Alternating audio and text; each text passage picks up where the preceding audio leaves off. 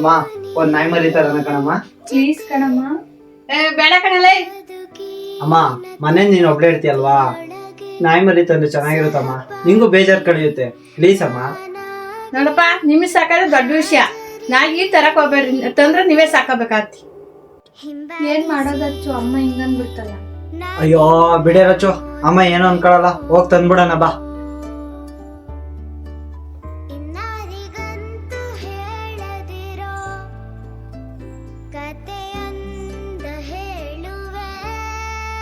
ಕೊನೆಗೂ ತಂದ್ಬಿಟ್ರಾ? ನೀವೇನೋ ಹೋಗ್ಬಿಡ್ತೀರಾ ಕೆಲ್ಸಕ್ಕೆ ಅಂತ, ಅದು ಹೇಳಿ ಹುಚ್ಚೆ ಕಕ್ಕ ಬಾಚಾರ ಯಾರು ಏನಾರ ಮಾಡ್ಕೊ ಹೋಗ್ರಿ.